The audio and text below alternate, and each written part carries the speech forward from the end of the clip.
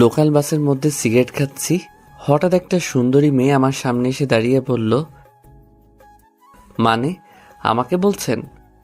আপনার হোকা টানার স্টাইলটা সেই। হোয়াট দ্য হোকা? ইট ইজ চোকা। যারা খায় ছ্যাঁকা তারা টানে হোকা। কি বলতে চাচ্ছেন আপনি? আমি বলতে চাইছি এটা একটা পাবলিক বাস, এখানে যে হোকা সিগারেট টানা নিষেধ তা জানেন না? আফারে কি কইব আর আমার দুঃখের কথা। সিগারেট মানে আপনার ভাষা, হোকা কি সাথে টানি? মনের দুঃখ কষ্টের নিবারণের জন্যই তো টানি। তার ছ্যাঁকাটা কি একটু বেশি খেয়ে ফেলেছেন নাকি? ওই সেরি, আমি ছ্যাঁকা খাইতে যাব কোন দুঃখে? কি বললেন আমায়? আপনি তো মানুষটা ভারী বেয়াদব। আফা গো আফা, মাইন্ড করেন কেন? বললাম না আমার মনে অনেক দুঃখ, তাই কি বলতে কি বলে ফেলেছি, কিছু মনে করবেন না। বুঝলাম। তা আপনার মনে এত কিসের কষ্ট বলা যাবে? আর কইেন না গো আফা, এই অবুঝ শিশু দুধের বাচ্চাকে আমার আম্মু জোর করেই বিয়ে দিতে চায়, তাই মনে অনেক দুঃখ। তা সেই দুধের বাচ্চাটা কে? কেন, আমাকে কি আপনার চোখে পড়ে না? কে আবার হবে? আমি নিজেই।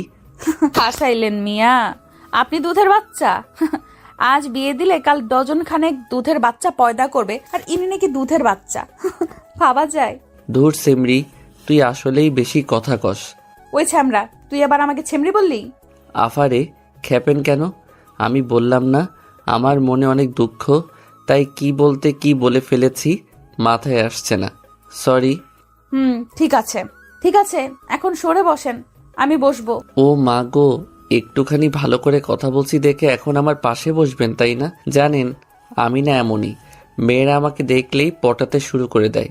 হাউ স্মার্ট মি, তাই না? ভাব নিয়ে কথাটা বললাম, ইংরেজিটা ঠিক বলছি কিনা সন্দেহ। জি না মিস্টার, এটা আমার সিট, আপনি আমার সিটে বসে আছেন, এই যে দেখুন টিকিট। সো এখন সরে বসেন। নো প্রবলেম, নো প্রবলেম, আসেন বসেন। ভাবটা মনে হয় বেশি নিতে গেছিলাম মেয়েটি বসার পরে। আচ্ছা, আপনি এই হোকাটা কবে থেকে টানেন? 24 বছর। আপনার বয়স কয় বছর? 24 বছর। কেন? তার মানে আপনি জন্মের পরে মায়ের পেট থেকে বের হওয়ার পর থেকে হোকা টানেন? আরে আমার কথাটা তো আগে শেষ করতে দেবেন নাকি? বলেন। মানে হলো আমার জন্মের 23 বছর 11 মাস 29 দিন পরে থেকে আমি সিগারেট মানে আপনার ভাষায় হোকা টানি। তার মানে আপনি আজকেই প্রথম খাইলেন? ওই যে বললাম না আমার অনেক দুঃখ, এই দুধের বাচ্চাকে আমার আম্মু জোর করে বিয়ে দিতে চায়, তাই দুঃখ নিবারণের জন্য আমিও হোকার স্বাদটা নিয়ে নিলাম। হায় রে দুধের বাচ্চা রে, 24 বছরের বুইরা নাকি দুধের বাচ্চা। একটা কথা বলি, আপনি না অনেক দুষ্টু। এ কি, আপনি আমার নিকনেম জানলেন কি করে? মানে হচ্ছে দুষ্টু আমার নিকনেম, সকলে আমাকে দুষ্টু বলেই ডাকে। মেয়েটার সাথে কথা বলতে বলতে আমার গন্তব্যস্থানে চলে আসলাম। প্রায় 2 ঘন্টা একসাথে বসে গল্প করলাম, আর মেয়েটির সাথে আমি দুষ্টুমি করলাম। শুধু যে আমি এই মেয়েটার সাথে দুষ্টুমি করলাম তা কিন্তু নয়, আসলে আমি সবার সাথেই একটু দুষ্টুমি করি। বাসটা থেমে গেল, তাহলে আপনি থাকেন, আমি যাই। কই যাবেন? আরে আমার গ্রামে পৌঁছে গেছি, বাড়িতে যাব না। ও তাইলে বাই। আমি বাসের দরজার সামনে এসে একটা কথা বলবো? জি বলেন। আপনি বলাতেই মেয়েটার চোখ মুখ হাস্যোজ্জ্বল হয়ে গেল, মনে করলো তাকে ভালো কোনো পদবি দেব, কিন্তু আমি কি? আপনি না খুবই একটা বাচাল টাইপের একটা মেয়ে, বলেই দিলাম দৌড়। মেয়েটা দেখলাম পিছনে থেকে বলছে, ওই আমি বাচাল না, তুই বাচাল, তোর বাপ বাচাল, তোর 14 গোষ্ঠী শুদ্ধ বাচাল, হারামজাদা। কে শোনে কার কথা?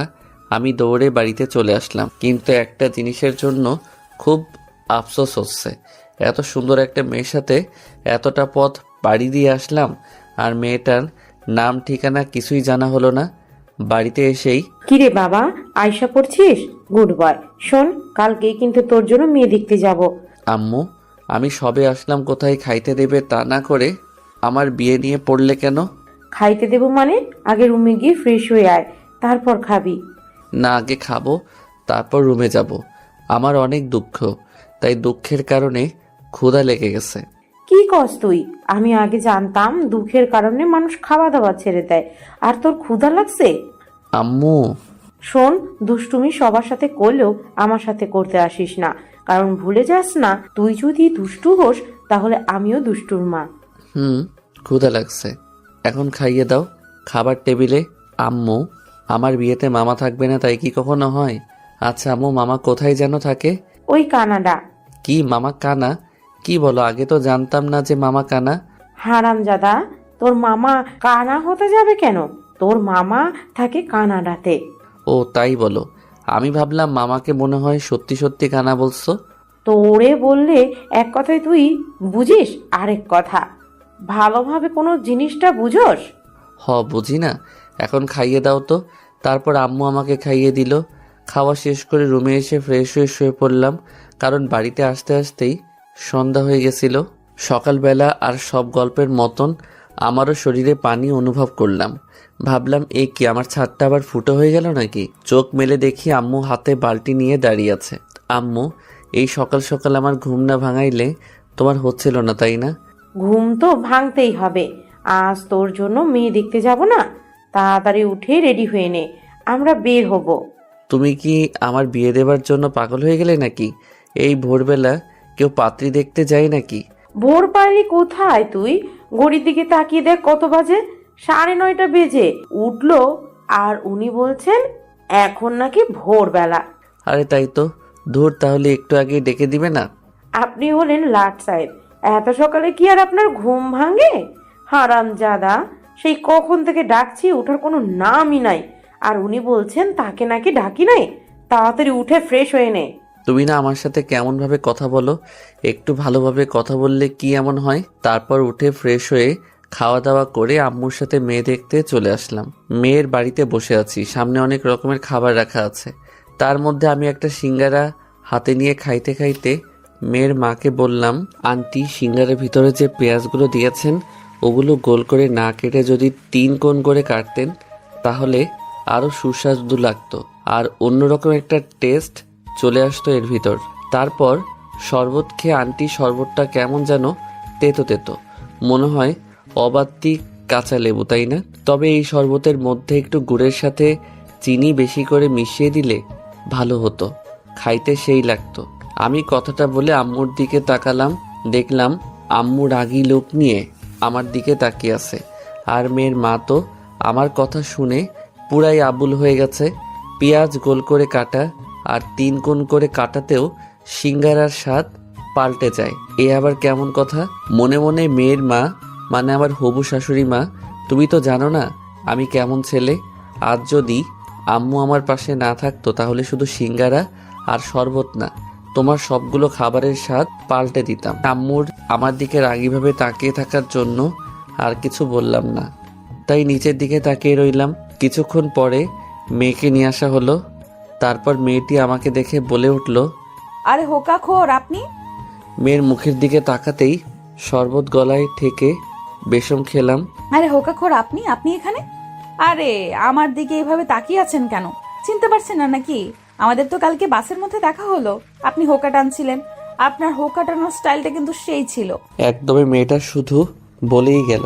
আমার মান ইজ্জত মনে হয় এবার সব পাটের খেতে চলে গেল রে। আম্মুর দিকে তাকিয়ে দেখি আম্মু একবার আমার দিকে তাকাচ্ছে, একবার মেয়েটার দিকে তাকাচ্ছে। তারপর আম্মু বলল, মা, তুমি এসব কি বলছো? কে হোকাখোর? আর তোমরা দুজন দুজনকে চেনো নাকি? আসলে আন্টি, আপনার ছিলেন না কালকে। আমি মেয়েটির কথা থামিয়ে বললাম, হ্যাঁ আম্মু, আমি ওনাকে চিনি তো, কাল বাসেই তো ওনার সাথে পরিচয় হলো। তা বুঝলাম, কিন্তু হোকাখোরটা কে? আমি কি, তুই হোকাখোর? আরে আম্মু, আমি ওনাকে ওই গল্পটা বলেছিলাম বাসের মধ্যে, হোকা টানার গল্প। তুমি আমায় ছোটবেলায় যে গল্পটা বলে ঘুম পাড়িয়ে দিতে না, সেই গল্পে উনাকে বলেছিলাম, ওই কথা বলছেন উনি। আমি তোকে হোকা টানার গল্প বলে কবে ঘুম পাড়িয়ে দিলাম? বাদ দাও তো, ছোটবেলায় তোমার হয়তো মনে নেই। আমি তোরে গল্প শুনাইলাম? আমার মনে নেই, আর তোর সে কথা মনে আছে? আমার ব্রেনটা যে সেই মেয়েটাকে উদ্দেশ্য করে, আর আপনিও না কোন জায়গায় কি বলতে হয় তাও জানেন না। আচ্ছা সরি। মেয়েটি তার আম্মুকে উদ্দেশ্য করে, আম্মু, আমি ওনার সাথে আলাদা কথা বলতে চাই। আচ্ছা যা, তোর রুমে নিয়ে গিয়ে কথা বল। মেয়েটি দাঁড়িয়ে গেল, তবু আমি বসে আছি, তাই আম্মু বলে উঠল, কিরে, তুই বসেই রইলি কেন? তারপর আমি উঠে মেয়েটির পিছনে পিছনে তার সাথে যেতে লাগলাম। মেয়েটি ঘরের মধ্যে ঢুকেই আমাকে এক টান মেরে ঘরের মধ্যে ঢুকিয়ে নিল। তারপর ঠাস করে দরজাটা আটকে দিল। ওই কি করছেন? এত জোরে কেউ দরজা লাগায় নাকি? চুপ শালা, আমার বাপের দরজা আমি যেভাবে কেন লাগাই, তাতে তোর বাপের কি? মাইয়া বলে কি? একেবারে আপনি থেকে তুই, তার সাথে শালা ফ্রি। তার ছেঁড়া নাকি বেটার? পাগল হয়ে গেলেন নাকি? কি বলেন এগুলা? আমি ঠিকই আছি। শালার সাহস কত! আমাকে কাল কি বলছিলি আমায় মনে আছে? কি বলছিলাম?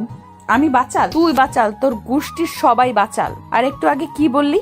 আমি জায়গা অনুযায়ী কথা বলতে পারি না, তাই না? তার জন্য সরি। ঠিক আছে, এইবারের মতো মাফ করে দিলাম। আর এখন থেকে আমার সাথে এইভাবেই কথা বলবি, মনে থাকে যেন। সেমরি, আমাকে তুমি এখনো চেনো না। তোর বাড়িতে আসছি এজন্য যা মন চাই তাই করছিস, তাই না? দিন আমারও আসবে। এই দিন না, আরো দিন আছে। এই দিন নিয়ে যাব সেই দিনের কাছে। এই তো গুড বয়। এখন বল, তুই বিয়ে করতে চাচ্ছিস না কেন? জিএফটিএফ আছে নাকি? আরে না, আমার মতো শিশু বাচ্চা ছেলে গপ কই বাপো। থাকলেও ভুলে যা, আমায় এখন বিয়ে করবি তো? না, আমি না বলাতে মেয়েটার টেবিলের ওপর থেকে একটা চাকু নিয়ে আমার গলায় ধরে। কি বললি কুত্তা, আরেকবার বল। আরে আরে, কি করছেন কি? গলায় লেগে যাবে তো। ছাড়ুন, প্লিজ ছাড়ুন। আমি এখনো বিয়ে করি নাই। লেগে গেলে আমার বউটা বিয়ের আগেই বিধবা হয়ে যাবে। আমিও বিয়ের আগে বিধবা হতে চাই না। এখন বল, আমাকে তুই বিয়ে করবি কিনা? আমার গলায় ছুরিটা আরো একটু চাপ দিয়ে বলল, করব। এবার ছাড়ুন প্লিজ। এই তো গুড বয়। এখন নিচে চলো শোনা। আর আমাদের মধ্যে এই ঘরে যা হলো নিচের কেউ যেন জানতে না পারে।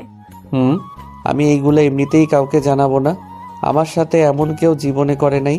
আর তুই, আম্মু যদি এই কথাটা জানতে পারে তাহলে তো আমাকে খেপাতে খেপাতে শেষ করে দিবে। আমার মতো ছেলে একটা মেয়ের কাছে হেনস্থা হইছে ভাবা যায়? তারপর আমি দরজার কাছে আসতেই, ওই দাঁড়াও। আবার কি হলো? তোমার কপালে ঘাম জমে আছে, আসো মুছে দেই। আর আমার বরটার সাথে তো পরিচয়ই হলো না। তারপর মেয়েটি তার ওড়না দিয়ে আমার কপালের ঘাম অতি আদরে মুছে দিল। মেয়েদের মন বোঝা সত্যিই কঠিন। কিছুক্ষণ আগেও যেন এই মেয়েটা আমাকে তেলে বেগুনে ভেজে খাবে, আর এখন এই মেয়েটাই আমার ঘামগুলো মুছে দিচ্ছে। হায় রে মেয়েজাত, তোদের মন বোঝা সত্যি কঠিন। কি ভাবছো এত? আমরা কি পরিচিত হব না? না মানে আসলে কি আমতা আমতা করছো ওকে? আমি জান্নাতুল রিয়া, অনার্স প্রথম বর্ষ। তুমি আমাকে রিয়া বলেই ডাকতে পারো। আমি মোহাম্মদ আব্দুল আজিজ, সফটওয়্যার ইঞ্জিনিয়ার। আপনি আমাকে আজিজ বলেই ডাকতে পারেন। কেন, আমি দুষ্টু বলে ডাকলে কি সমস্যা আছে নাকি? আর তুমিও আমাকে তুমি করেই বলবে, ঠিক আছে? এখন নিচে চলো। তারপর আমি আবারও রিয়ার পিছনে পিছনে নিচে নেমে আসলাম। আম্মু আমার মুখের দিকে তাকিয়ে, কিরে, মন মরা করে আছিস কেন? আসলে আন্টি, আমার ঘরের ফ্যানটা নষ্ট তো, তাই গরমে এমন হইছে। ও, কিরে, বৌমাকে পছন্দ হয়েছে তোর? মাথা ঝাঁকিয়ে সকলে একসাথে বলল আলহামদুলিল্লাহ। তারপর বিয়ের দিন তারিখ ঠিক করে আমাদের বাড়িতে চলে আসলাম। রাত 11টায় ঘুমিয়ে আছি, হঠাৎ ফোনের শব্দে ঘুমটা ভেঙে গেল। অচেনা নাম্বার। এই সময় আবার কে ফোন দিল? ধরার পরে, আমার বাবুটা কি করে? জি আম্মু, ঘুমাইছিলাম। ওই কুত্তা, আমি তোর কোন কালের আম্মু লাগি? তাহলে কি খালামণি? ওই কুত্তা। ওই সেরি, চিল্লাস কেন? পরিচয় না দিলে চিনবো কেমনে? আমি রিয়া, তোর বউ। ওহো বউ, তুমি তা আগে বলবা না? তাহলেই তো আর আম্মু খালামণি ডাকি না। কিন্তু আমি বিয়ে করলাম কবে? বিয়ে করিস নাই, করবি, সমস্যা কোথায়? কিন্তু এখন বল, আমাকে ওইগুলা আম্মু খালামুনি বলে ডাকলি কেন? আর বলবো না। আমি যখন ছোট ছিলাম তখন আমাকে আমার আম্মু আর খালামণি আদর করে বাবু বলে ডাকতো। তাই ভাবলাম তুমি হয়তো আমাকে থামিয়ে দিয়ে। চুপ কর শালা, নাম্বার দেখেও কি চিনিস না কার নাম্বার? তোমার নাম্বার তো আমার কাছে ছিল না। শালা, নিজের বউয়ের নাম্বার রাখিস না তুই? কেমন বর, আমার বোঝা হয়ে গেছে। আল্লাহ গো, তুমি যে আমার কপালে কি লিখে রাখছো। সরি বউ। চুপ, এক্ষুনি আমার নাম্বার বউ লিখে সেভ করবি। এই তো আমার বাবুটা। সরি আমার বরটা। আচ্ছা শোনা, তুমি রাতের খাবার খাইছো? বউ, খাইছি। তুমি খাইছো বউ? খাইছি। তা আমার বরটা কি দিয়ে খাইলো? পান্তা ভাতের সঙ্গে আলু ভর্তা। কি আজিজ, তুমি এই রাতে পান্তা ভাতের সঙ্গে আলু ভর্তা খাইছো?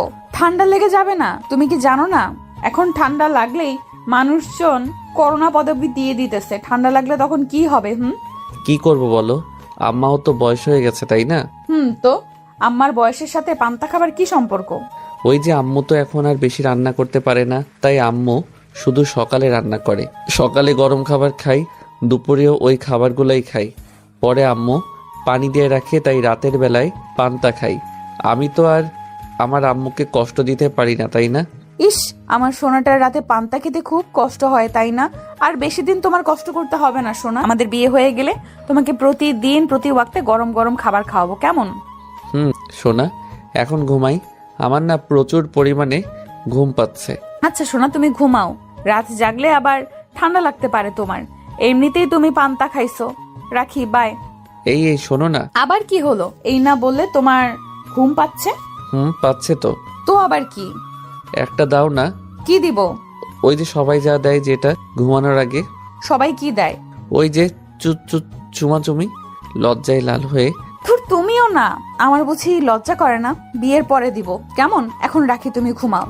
বলে ফোনটা কেটে দিল। এদিকে রিয়া মনে মনে ভাবছে, কি লজ্জা, কি লজ্জা। ছেলেটা আসলেই একটা দুষ্টু। দুষ্টু না হলে কি কেউ করে এমন ভাবে চুমু চায়? দুষ্টু কোথাকার। কুত্তি, আমার স্বাদের ঘুমটা নষ্ট করে এখন লজ্জা পাচ্ছিস তাই না? কত সুন্দর মুরগির মাংস দিয়ে ভাত খেয়ে ঘুম দিলাম, আর আমার ঘুমের 12টা বাজাইয়া দিল। সকালে ফজরের নামাজ পড়ে আবারও ঘুমিয়ে আছি। সকাল 8টা। ওই ছেড়া, উঠ। আর কতক্ষণ ঘুমাবি? উঠতে হবে না নাকি? সারাদিন খালি ফোন টিপা আর ঘুম পাড়া, তাছাড়া কি তোর আর কোনো কাজ নাই নাকি? এ কি আম্মু, হঠাৎ আমার সাথে এমনভাবে কথা বলছে কেন? অন্যদিন তো ভালোভাবেই ডেকে দেয়, আজ আবার কি হলো? কি হলো, চেঁচাচ্ছ কেন? ও, আমি এখন চেঁচাচ্ছি? আমি এখন কথা বললেই তো তোর চেঁচামেচি মনে হয় তাই না? ধুর আম্মু, কি বলো এগুলো? কি হয়েছে তোমার? আমার কিছু হয় নাই। টেবিলের উপর খাবার রাখা আছে, ফ্রেশ হয়ে তাড়াতাড়ি খেয়ে নে। বলেই আম্মু চলে গেল। বুঝি না বাপু, এদের কখন কি হয়। ধুর, ভাল লাগে না। তারপর উঠে ফ্রেশ হয়ে নিচে খেতে চলে আসলাম। আম্মু, খাইয়ে দাও। তোর কি হাত নাই নাকি? নিজে খাইতে পারছিস না? প্লেটের নিচে খাবার রাখা আছে, খেয়ে নে। মনে হয় খুবই রেগে আছেন আমার মা জননী, তাই আর তাকে কিছু বললাম না, নইলে অবস্থা অন্যরকম হতে পারে। খাবারের প্লেটটা সরাতেই আমার চোখ কপাল উঠে গেল। সুন্দরভাবে খাবারগুলো সাজানো আছে, পেঁয়াজ, কাঁচামরিচ, আলু ভর্তা আর পান্তা ভাত। আম্মু, এগুলো কে খাবে? কেন বাবা, তোর তো রাতে পান্তা খেতে কষ্ট হয় তাই না? তাই আমি ভাবলাম সারাদিন পান্তা ভাত খাবি আর রাতে না হয় গরম খাইলি। তুই তো আবার আমাকেও কষ্ট দিতে চাস নে। কি আইডিয়াটা কেমন হলো বল? কাল রাতে আমি রিয়াকে যা যা বলেছি সেগুলো আম্মু কিভাবে জানলো? তাই তো বলি, আম্মু আমার সাথে এমন করে কথা বলছে কেন? আমি কখন তোমাকে এগুলো বললাম আম্মু? পিছনে থেকে কেউ একজন। আম্মুকে বলেন নাই, তবে আমাকে তো বলছেন। আমি পিছনে তাকিয়ে দেখি রিয়া দাঁড়িয়ে আছে। এই মেয়ে এত সকালে আমাদের বাড়িতে কি করে? রিয়া, তুমি এত সকালে আমাদের বাড়িতে? আমি তোমার কথা রাতে বিশ্বাস করে ভাবলাম এখন থেকে যখন সময় পাই তখনই আম্মুকে এসে হেল্প করব। আর পরে আম্মুর কাছ থেকে জানতে পারলাম তুমি রাতে আমাকে যা যা বলেছো সবগুলাই মিথ্যা। শালা চিটার। কি বল? আম্মু আছে তো। আর আম্মু, আমি পান্তা খাইতে পারবো না। কি বললো? তুমি খাইতে পারবে না তাই না? দাঁড়াও, আমি তোমাকে খাইয়ে দিতেছি। খাইয়ে দিতে হবে না তোমাকে, আমি খাবোই না। কি বললি? তুই খাবি না তাই না? ছুরি আনবো? আম্মু গো। আম্মু আমার কথা শুনে মুখে একটা ভেঙচি কেটে চলে গেল, আর আমি পড়ে রইলাম এই ঝগড়ুটে মেয়ের কাছে। রিয়া আমার কাছে এসে বসে। দেখি দেখি, হা করো শোনা। বাচ্চাদের মতো। না না, আমি খাবো না। তুই হা করবি নাকি ছুরিটা গলায় ধরবো? তুই পচা, তোমার কাছে আমি খাবো না। পচা মেয়ে, যাও বলছি, যাও বাচ্চাদের মতো করে। কুত্তা, আমি কিন্তু এবার সত্যি সত্যি রেগে যাচ্ছি। রিয়ার চিৎকারে ভয় পেয়ে সঙ্গে সঙ্গে হা করে ফেললাম, আর রিয়া আমার মুখের মধ্যে পান্তা ভাতের সঙ্গে আলু ভর্তা মাখিয়ে খাইয়ে দিতে লাগলো। উফ ভাই, সেই সুস্বাদু খাবার। খাওয়া শেষ করে আমি আমার রুমের মধ্যে এসে বসে আছি, আর রিয়া আম্মুর সাথে কি যেন কথা বলছে। কিছুক্ষণ পরে রিয়া আমার রুমের মধ্যে প্রবেশ করলো। তারপর চলো কোথায় যাব? বাইরে ঘুরতে বের হব আমরা। কিন্তু কোথায় যাব সেটা তো বলবে নাকি? গেলেই দেখতে পারবে।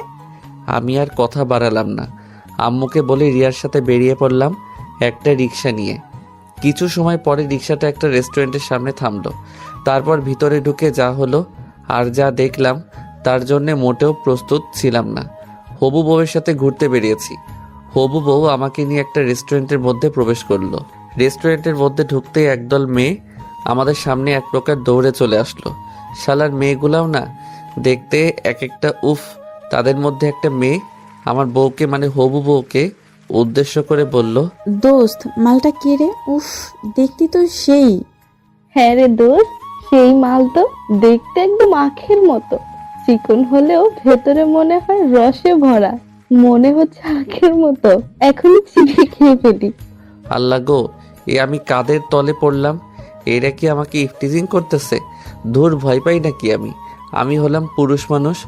পুরুষ মানুষ কি ভয় পাই নাকি মেয়েগুলোর কথা শুনে? আমার হবু বউ দেখলাম রেগে আগুন। এই তোরা এগুলো কি শুরু করলি? ও আমার বর, ভালোভাবে কথা বল। আরে দোস্ত রাগিস কেন? আমরা তো এমনি মজা করলাম। তুই তো আমাদের বললি তোর হবু বরের সাথে আমাদের পরিচয় করিয়ে দিবি, তাই আমরাও দুলাভাইয়ের সাথে একটু মজা করলাম। দুলাভাই আপনি কি রাগ করলেন? আমি মেয়েটির গালে একটা টিপ্পনি মেরে মুচকি হাসি দিয়ে, ধুর, শালীরা কি যে বলো না তোমরা, না আসলে এক একটা শালী। শালীদের কথায় কি রাগ করা যায়? আপনি কি আমাদেরকে গালি দিতেছেন ভাইয়া? দেখো দেখো, শালীগুলো বলে কি, আমি তোমাদের গালি দিতে যাব কেন? এটা তো আমাদের সম্পর্কের নাম। ওই তুমি এখন চুপ করবে? থার্ড মেয়েগুলোকে উদ্দেশ্য করে, তোদের সাথে ওর পরিচয় করিয়ে দেই। ওর নাম আজিজ, পুরো নাম মোহাম্মদ আজিজ। আর আজিজ এরা হলো। মেয়েগুলো রিয়াকে থামিয়ে দিয়ে, থাক দোস্ত, তোর পরিচয় করিয়ে দিতে হবে না, দুলা ভাইয়ের সাথে আমরা এমনিতেই পরিচয় করে নিচ্ছি। তারপর একে একে সবগুলো মেয়ে হাত বাড়িয়ে দিয়ে প্রথমে হাই বলে তাদের নামগুলো বলতে লাগলো। ওরা বলল, হাই, আমি মিনা, আমি সিনা, আমি বিনা, আমি রিনা, আমি মনা। আমি কনা। আমি টিনা। আর আপনি? জি, আমি জানি না। কি? ও সরি, রিয়া তো তোমাদের আমার কথা বললই, তাই না? ও হ্যাঁ, রিয়া তো বললই, কিন্তু দুলাভাই আপনি যে কি বলবো তাই মন থেকে সবকিছু হারাই ফেলছে। আবার কি হাত মিলিয়ে পরিচিত হবেন? আমি কিছু বলতে যাব তার আগেই, না থাক, তার কোনো দরকার নেই, তোরা থাক, আমরা এখন আসি। কি বলছিস দোস্ত? কিছু না খাইয়ে চলে যাবি? কত আশা করে আসলাম, আজ পেট পুড়ে খাবো। অন্য একদিন খাওয়াবো, এখন তোরা থাক। রিয়া মনে মনে বলে, খাচ্চুন্নির দল, আমার বরটাকে নিয়ে টানা হেঁচড়া শুরু করে দিয়েছিস আর আমি তোদের খাওয়াবো না? কোন দিন খাওয়াবি সেটা তো বলে যা। আমার বিয়ের দিন সবাই আসিস আর পেট পুড়ে খেয়ে যাস।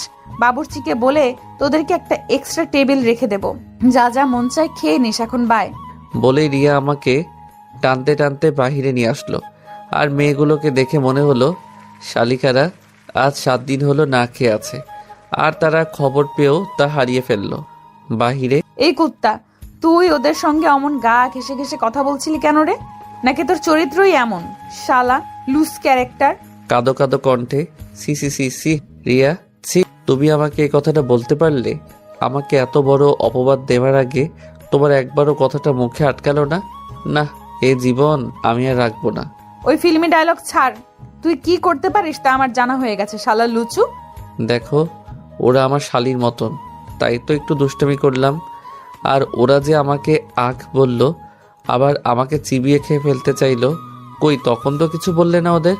ও, যত দোষ নন্দ ঘোষ, তাই না? ঠিক আছে ঠিক আছে, এবারের মতো মাফ করে দিলাম। এরপর থেকে কোনো মেয়ের দিকে তাকালে না চোখ তুলে নিব। এই মনে মনে, হয় তোর বাপের দেওয়া যৌতুকের চোখ তো, তাই না, যে চাইলি আর তুলে নিলি? কিছু বললে? না, কিছু তো বলি নাই। যা বললাম মনে থাকবে তো? হ্যাঁ, থাকবে। এই তো গুড বয়। এখন চলো আমরা ফুচকা খাবো। এই না, না আমি ফুচকা খাইতে পারবো না। কেন, সমস্যা কি? খাইতে পারবে না কেন? তুমি ফেসবুকে ওই পোস্টটা দেখো নাই? কোন পোস্টটা? আরে ওই যে বড় ভাই পোস্ট করেছিল। মামা, আপনি কি টয়লেট করার পরে সাবান দিয়ে হাত ধৌত করেন? না মামা, তবে টয়লেটে যাওয়ার আগে ভালোভাবে হাত ধুয়ে নেই, সারাদিন মরিচের কাজ করতে হয় তো। ছি, কি বলো এগুলো? সত্যি। ফুচকা আমার সব থেকে প্রিয়। তাহলে তুমি খাও, কিন্তু আমি খাইতে পারবো না। তাহলে থাক, তুমি না খাইলে আমিও খাবো না, পরে একদিন খাবো। এখন তাহলে আমাকে বাড়িতে নামিয়ে দিয়ে আসো। আচ্ছা চলো, রিয়াদের বাড়ির সামনে তাহলে আমি এখন আসি, কেমন? আমাদের বাড়িতে আসো, পরে যাও। আম্মু, বাড়িতে একা আছে, যেতে হবে। আর তাছাড়া সারা জীবন তো পড়েই আছে তোমাদের বাড়ি যাওয়া আশা করার জন্য, তাই না? সত্যি সত্যি চলে যাব? তাহলে আমাদের বাড়িতে আসো। না, যাব না। তুমি বরং আমাকে একটা ইয়ে দিয়ে দাও, আমি চলে যাই। তুমি কি পাগল নাকি এই রাস্তার মধ্যে? আচ্ছা বাবা, আচ্ছা, লাগবে না তোমার ইয়ে, বিয়ের পরেই দিব বাসর ঘরে গিয়ে। তুমি যাও, তারপর আমি যাব। পাগল একটা আমার। বলেই ভিতরে চলে গেল। আর তারপর আমিও আমাদের বাড়িতে চলে আসলাম। রাতে খাওয়া দাওয়া করে রুমে আসলাম। তারপর রিয়াকে ফোন দিলাম, কিন্তু এ কি, রিয়ার ফোনটা ব্যস্ত দেখাচ্ছে কেন? এত রাতে রিয়া কার সাথে কথা বলে? অনেকবার ফোন দিলাম, কিন্তু ওই একই কথা, ব্যস্ত আর ব্যস্ত। তাই আমিও আর ফোন টোন দিলাম না, ঘুমিয়ে পড়লাম। রাত প্রায় 12টা ছুঁই ছুঁই। হঠাৎ কিসের যেন শব্দে ঘুমটা ভেঙে গেল।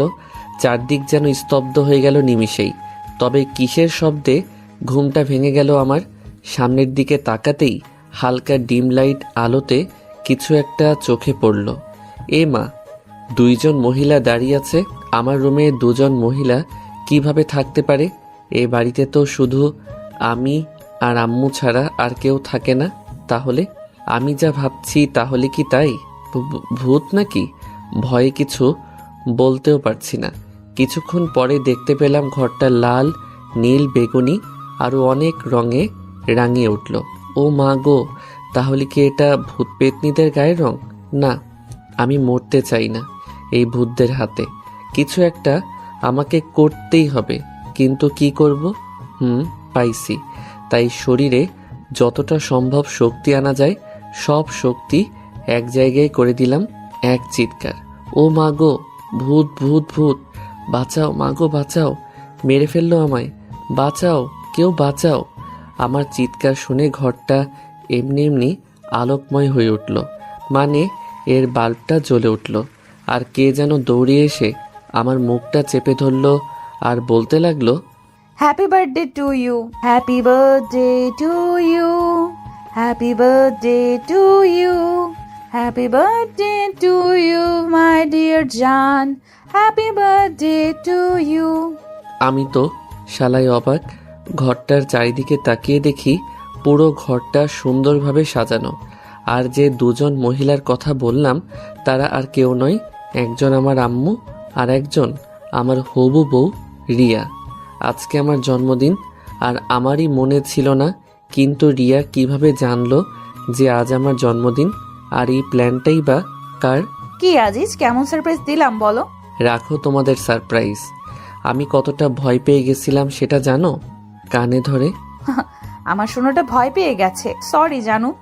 আরে আরে, কি করছো? সরি বলতে হবে না।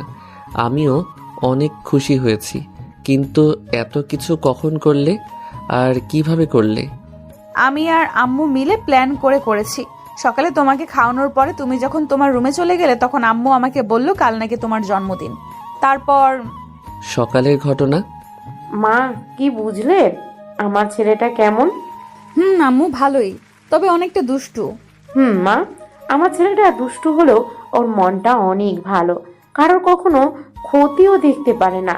গরিব দুঃখীদের সাহায্য করতে চেষ্টা করে, ওর যতটুকু সাধ্য আছে। তাই সবার খুশিতেও খুশি, আর সব সময় সবাইকে আনন্দ দেবার চেষ্টা করে। আম্মু জানি সেটা, আমি প্রথম দিনই বুঝতে পেরেছি ওকে দেখে। তারপরও মা, আমার এই বজ্জাত ফাজিল ছেলেকে একমাত্র তুমিই ঠিক করতে পারবে। দোয়া করবেন আম্মু। কালকে তুমি সকাল সকাল রেডি হয়ে আমাদের বাড়িতে আবার আসবে মা, কেমন? অনেক কিছু রান্না করতে হবে। কেন আম্মু, কোনো অনুষ্ঠান নাকি? কিসের অনুষ্ঠান? সে কি, ফাজিলটা তোমাকে কিছু বলে নাই? না তো। কালকে তো ফাজিলটার জন্মদিন, আর তোমাকে বলবেই বা কেমনে?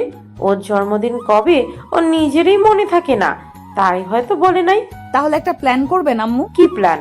তারপর আম্মুকে সব কিছু বুঝিয়ে বলি, তারপর কি কি কিনতে হবে সেগুলো বলি, তারপর তোমাকে আমি বাইরে বেড়াতে নিয়ে যাই, আর সেই ফাঁকে আম্মু সব কিছু গুছিয়ে রাখেন। আমাকে না জানিয়ে এত কিছু করে ফেললে? তোকে বলতে যাব কেন রে, আমার বৌমা থাকতে? ও, এখন আমার থেকে এই পেতনিটা তোমার আপন হয়ে গেল, তাই না? আম্মু দেখছেন, আপনার ছেলে আমাকে পেতনি বলছে। ওই ফাজিল, আমার মেয়েটাকে একদম পেতনি বলবি না। হুম। ওকে ওকে, আমরা আর আজকের এই দিনে ঝগড়া না করি। কেকটা তো কাটতে হবে নাকি? আয় তোরা। তারপর আমি, আম্মু আর রিয়া মিলে কেকটা কাটলাম। আম্মুকে প্রথমে আমি খাইয়ে দিলাম, তারপর রিয়াকে খাইয়ে দিলাম, তারপর তারা দুজন আমাকে খাইয়ে দিল। রিয়া তো প্রথমে খাইয়ে দেবার আগে আমার পুরো মুখ কেক দিয়ে মাখিয়ে দিল। মেয়েটা আমার মতোই দুষ্টু আর অনেকটাই মিশুক। আমি একটা জিনিস বুঝলাম না, মেয়েটা এত তাড়াতাড়ি কিভাবে আমাদের পরিবারের সঙ্গে নিজেকে মানিয়ে নিল। আমার সাথে এমন ব্যবহার করে যেন তার সাথে আমার 4-5 বছর প্রেম করার পরে বিয়েটা হচ্ছে। অনেক আনন্দ করলাম তিনজন মিলে। তারপর আম্মু আমি তাহলে এখন আসি, কেমন? রিয়ার কথা শুনে মনটা খুব খারাপ হয়ে গেল। তুমি কি পাগল হয়ে গেলে নাকি মা? এত রাতে বাড়িতে কিভাবে যাবে? কিন্তু কোনো কিন্তু নয়, তুমি আমার সাথে আসো। মা মেয়ে আজ দুজন একসাথে ঘুমাবো, আসো। মুচকি হাসি। ঠিক আছে আম্মু, চলুন। তারপর রিয়া আম্মুর সাথে আম্মুর রুমে চলে গেল, আর আমি পড়ে রইলাম আমার রুমে। আমিও শুয়ে পড়লাম, কিন্তু কিছুতেই ঘুম আসছে না। বিয়ের আগেই যদি বউ আমাদের বাড়িতে থাকে তাহলে কি ঘুম আসে বলুন? খুব করে ইচ্ছা করছে রিয়ার সাথে ছাদে বসে ওই খোলা আকাশটা দেখি আর গল্প করি। রিয়াকে কি SMS দিব যাতে ছাদে আসে? যেই ভাবা সেই কাজ, দিলাম SMS। বউ কি করো? সঙ্গে সঙ্গে রিপ্লাই, আমার বরটার কথা ভাবি। আমার বর এত দুষ্টু কেন? তাহলে কি দুষ্টুমি ছেড়ে দিব? না, কখনোই না। এইভাবেই সারা জীবন আমার সাথে দুষ্টুমি করে যাবে। কি পারবে না? খুব পারবো। ঘুমাবে না? ঘুম তো আসছে না, কি করব? তাহলে শুধু শুয়ে থাকো, ঘুমাতে হবে না। ছাদে আসবে? ওই খোলা আকাশ দেখি দুজন একসঙ্গে আর গল্প করতাম আমাদের ভবিষ্যৎ নিয়ে। আমারও তো যেতে মন চাচ্ছে, কিন্তু আম্মু। আম্মু ঘুমাই নাই? ঘুমাইছে তো। তাহলে আসো, আমি ছাদে বসে আছি। কিন্তু আরে কোনো কিন্তু নয়, আসো তো, আমি তোমার জন্য অপেক্ষা করছি। ঠিক আছে, আসছি, দাঁড়াও তুমি। রাত 2:30 ছাদে বসে বসে রিয়ার জন্য অপেক্ষা করছি। মেয়েটাকে সেই কখন আসতে বললাম, কিন্তু তার আসার কোনো নামই নেই। এইদিকে তো এত রাত, তার উপর আবার ছাদ। একা একা ভয় লাগে না বলুন? না, কি করব, এখন ফোনটাও ঘরে ফেলে আসছি, নইলে ফোন করে জানা যেত আসতে এত দেরি হচ্ছে কেন। এতক্ষণের অবসান ঘটিয়ে কেউ একজন তার নরম কোমল মসৃণ হাত আমার কাঁধের উপর রাখলো। পিছনের দিকে না তাকিয়েই আমি বললাম, এতক্ষণে আসলে রিয়া? সেই কখন থেকে একা একা বসে আছি, আমার কি ভয় ডর বলতে কিছু নাই নাকি? পিছনে থেকে, আমি তোর মা, একা একা যদি ভয় লাগে তাহলে এত রাতে ছাদে বসে বসে কি করিস? পিছনের দিকে তাকিয়ে দেখি এই মা, এ তো সত্যিই আমার আম্মু। আম্মু এখানে কি করে? আর রিয়াই বা আসলো না কেন? ধুর, ভাল লাগে না। আম্মু তুমি এখানে এত রাতে কি করো? আমি। তুই কি করছিস এই আধার রাতে ছাদের উপর? ভালো লাগছিল না আর ঘুমও আসছিল না, তাই ছাদে এসে বসে আছি। ডাহা মিথ্যে কথা। কিন্তু তুমি এখানে আসলে কেন? রিয়া তো একা একা ভয় পাবে রুমের মধ্যে। রিয়া রুমে নেই, ওর আব্বু আর ভাইয়া নিয়ে গেছে রিয়াকে। রিয়ার আম্মু নাকি অনেক অসুস্থ। কি বলো? কখন নিয়ে গেলেন? 20 মিনিট হবে। রিয়ার আম্মু অসুস্থ সেটা আমাকে একবারও জানানোর প্রয়োজন মনে করলো না, তার আগে চলে গেল রিয়া। তোকে অনেকবার ফোন দিয়েছিল মেয়েটা, কিন্তু তুই ধরলি না, তাই আমি রিয়াকে বললাম ও হয়তো ঘুমিয়ে গেছে। তুমি তাড়াতাড়ি তোমার মায়ের কাছে যাও, আমি সকালে আজিজকে নিয়ে তোমাদের ওখানে যাব। আর রিয়া যাবার কিছুক্ষণ পরে আবার আমাকে ফোন দিয়ে জানালো তুই নাকি ছাদে একা একা বসে আছিস, তাই আমি তোকে নিতে এলাম। ও শালার শাশুড়ি অসুস্থ হবার আর টাইম পেল না। যেই ভাবলাম তার মেয়ের সাথে একটু সুখ দুঃখের আলাপ করব, অমনি তার অসুস্থ হতে হবে। এখনই এমন জানি না বিয়ের পরে যখন বাচ্চা কাচ্চা নেবার প্ল্যান করব তখন কি হবে। এত কি ভাবিস, চল তাড়াতাড়ি ঘুমাবি, কাল আবার সকালে রিয়ার আম্মুকে দেখতে যেতে হবে। বাচ্চাদের মতো আবদার করে। হুম, তবে আম্মু আমার মাথাটা না অনেক ব্যথা করছে। আমি আজ তোমার রুমে শুব তোমার কোলেতে, আর তুমি আমার মাথায় হাত বুলিয়ে দিবে মুচকি এসে। আচ্ছা ঠিক আছে, এবার তো চল। তারপর আম্মুর সাথে আম্মুর রুমে চলে আসলাম।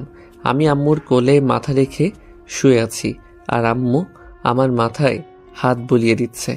আম্মুর কোলে শুয়ে থাকতে থাকতে কখন যে ঘুমিয়ে গিয়েছি সেই খেয়ালই নেই। সকালে আম্মুর কোরআন তেলাওয়াত শুনে ঘুম ভাঙল। আমার আম্মু প্রতিদিন সকালে কোরআন তেলাওয়াত করেন। তারপর কি রে, বসে আছিস যে? যা রুমে গিয়ে উজু করে এসে আগে নামাজ আদায় করে নে। আম্মু। তারপর নিজের রুমে এসে নামাজ পড়ে নিলাম। তারপর আম্মু কিছু টুকিটাকি বাড়ির কাজ করে নিল, আর আমরা সকালের খাবার খেয়ে রিয়াদের বাড়ির দিকে রওনা হলাম। সকাল 9টা। রিয়াদের বাড়ির এই সামনে দাঁড়িয়ে আছি। কলিং বেল দিতেই দরজাটা খুলে গেল। সামনে রিয়া দাঁড়িয়ে আছে। মনে হয় আমাদের অপেক্ষাতেই এতক্ষণ দরজার সামনে দাঁড়িয়েছিল। আম্মু আসেন, ভেতরে আসেন। আমাকে ভিতরে আসতে বলবে না, শুধু আম্মুই ভিতরে যাবেন? তাহলে আমি কি আবার চলে যাব? তোমাকে কে চলে যেতে বললো? আমি কি একবারও বলেছি তুমি চলে যাও? তা বলনি, কিন্তু ভিতরেও তো একবারও আসতে বললেন আমাকে, শুধু আম্মুকেই বললে। দেখেছেন আম্মু আপনার ছেলে কতটা হিংসুটে, আপনাকেও হিংসা করছে। তোরা আবারও শুরু করলি? তোদের দেখছি সাপ বেজির সম্পর্ক, দেখা হলেই ঝগড়া করিস। আমি ভাবছি সারা জীবন তোরা একসাথে থাকবি কি করে। আম্মু, এটাকে বলে ভালোবাসা। ও তুমি বুঝবে না, তাই না রিয়া? আমার কথা শুনে মনে হলো মেয়েটা লজ্জা পেয়েছে। মরে যাই মরে যাই, কি লজ্জা কি লজ্জা। তুই আর ভালো হইলি না। রিয়া মা, চল তো, তোর আম্মুর রুমে নিয়ে চল আমাকে। আম্মু আসেন, আর আপনিও আসেন। চলেন। তারপর রিয়ার আম্মু আব্বুর রুমে চলে আসলাম, আর দেখলাম একটা সেরি মানে আমার শাশুমা চিত হয়ে শুয়ে আছেন। আসসালামু আলাইকুম আপা, এখন কেমন আছেন? রিয়ার আম্মু আমাদের দিকে তাকিয়ে, ওয়ালাইকুম আসসালাম আপা, এখন ভালো। পুরো কথা বলতে না দিয়ে আমি দৌড়ে শাশুমার কাছে গিয়ে, আম্মা, আম্মা গো, আপনার কি হয়েছে আম্মা? একবার শুধু বলেন আম্মা, আপনার এই অবস্থার জন্য কে দায়ী আম্মা? আপনার এমন হাল আমার দেখতে হবে আমার এই চোখ দুটো দিয়ে, তা আমি মানতে পারছি না গো আম্মা। এটা দেখার আগে আমার চোখ অন্ধ হলো না কেন গো আম্মা? হায় আল্লাহ, কি বলতে কি বলে ফেললাম। আল্লাহ, তুমি আমার এই দোয়াটা তুলে নাও আল্লাহ। আমি এখনো বিয়ে করি নাই, আর আমি কানা হতে চাই না গো আল্লাহ, মাফ করে দেন আল্লাহ। তারপরে কথাগুলো বলে রিয়ার দিকে তাকালাম, দেখলাম মেয়েটা একদম ইমোশনাল হয়ে পড়েছে। রিয়া আমার দিকে ছলছল চোখে তাকিয়ে আছে। রিয়া ভাবছে আমি তার মাকে কতটা সম্মান করি, ভালোবাসি। এদিকে রিয়ার আম্মুও ইমোশনাল হয়ে পড়েছেন, কিন্তু আমার আম্মু ঠিকই ধরতে পেরেছেন যে এটাও আমার দুষ্টুমি ছাড়া কিছু না। বাবা, বাবা, এত উত্তেজিত হবার কিছুই হয় নাই আমার। তুমি উত্তেজিত হও না বাবা, সব ঠিক হয়ে গেছে। এ আপনি কি বলছেন আম্মা? আপনার এত বড় একটা অসুখ করলো, আপনি মরতে মরতে বেঁচে উঠলেন, আর বলছেন কিছুই হয় নাই? আমার কথা শুনে সবাই আমার দিকে অবাকের উপর অবাক দৃষ্টিতে তাকালো। আজিজ, এগুলো কি বলছো তুমি? উনি মরতে যাবেন কেন? রিয়া মামুনি, তুমি ওকে নিয়ে তোমার রুমে যাও তো, তোমার আম্মুর সাথে আমার কিছু কথা আছে। ঠিক আছে আম্মু। তারপর রিয়ার সাথে আমি ওর রুমে চলে আসলাম।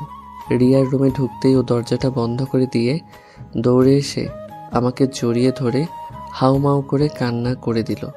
রিয়ার কাণ্ড দেখে তো আমি অবাক। এই মেয়েটার আবার কি হলো? আমার সোনাটার আবার কি হলো? কাঁদছো কেন এভাবে জানো?